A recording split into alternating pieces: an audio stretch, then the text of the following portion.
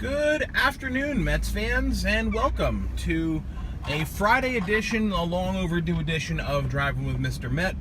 I was inaccessible for the majority of this week, so this is only my second video.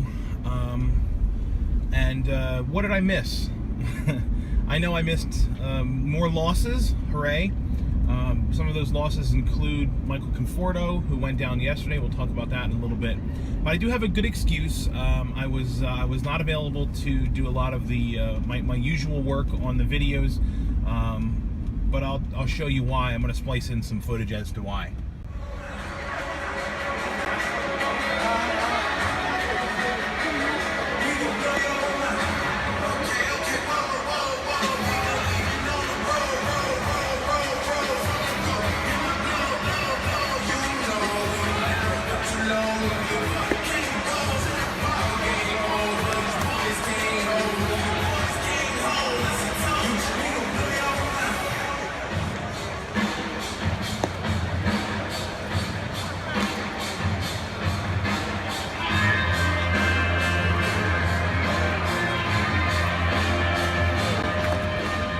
Apologize for not being here to make some Mr. Met videos.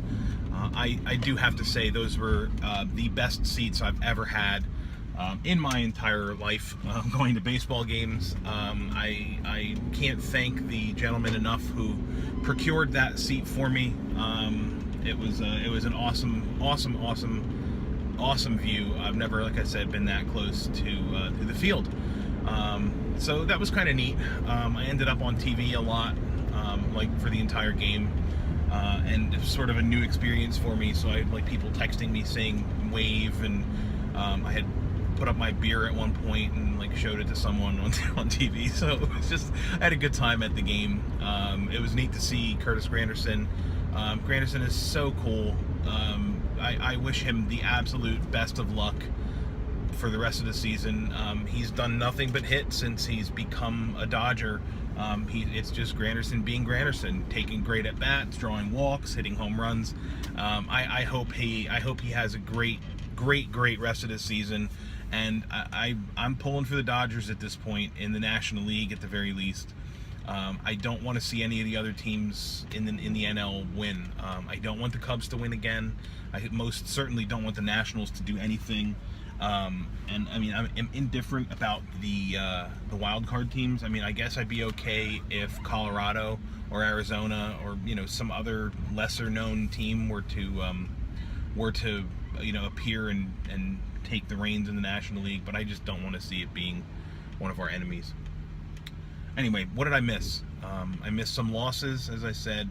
Yesterday, Conforto goes down, and on Twitter, someone had posted a quote that Ron Darling said yesterday during the game, and I didn't watch the game yesterday, but the quote was, "I'd never seen anything like that in all the years I've watched and talked about baseball," and he was referring to Conforto's dislocating his shoulder while swinging and missing.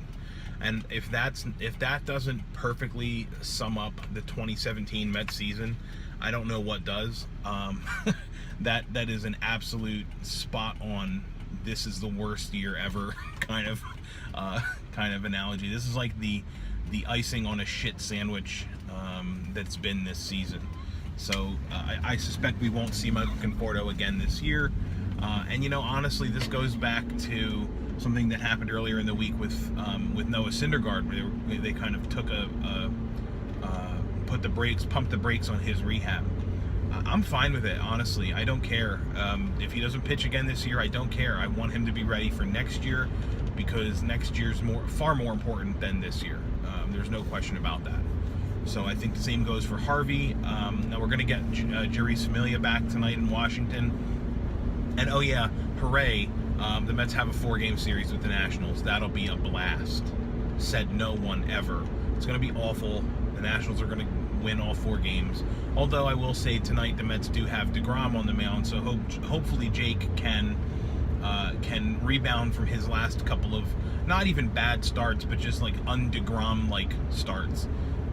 Tall task with the Nationals. They're a really good team. They have a really good lineup. And as we've all come to expect, Daniel Murphy just absolutely owns the Mets when he plays us. So hopefully Murph takes it easy on DeGrom.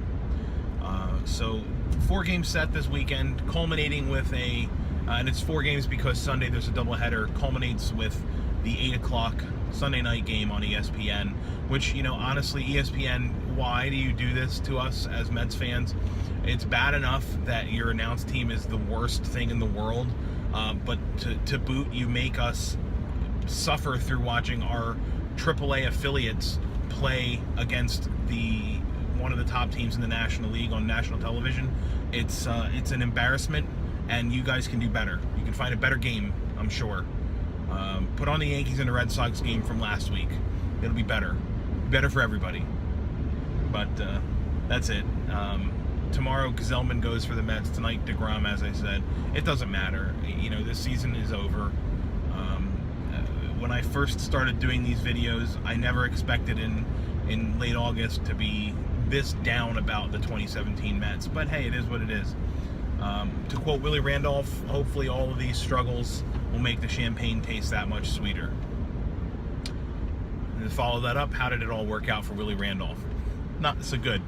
Not sure the champagne tasted so good for old Willie.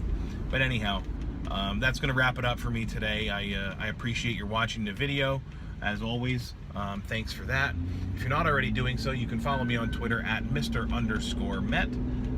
Participate in our Mets Trivia contest. Today's Mets Trivia question was, and I gotta stop calling it a contest because you don't win anything if you get it right. But today's Mets Trivia question was, who was the first Mets player to drive in 700 career RBIs? And this is as a Met. So that was the question for today.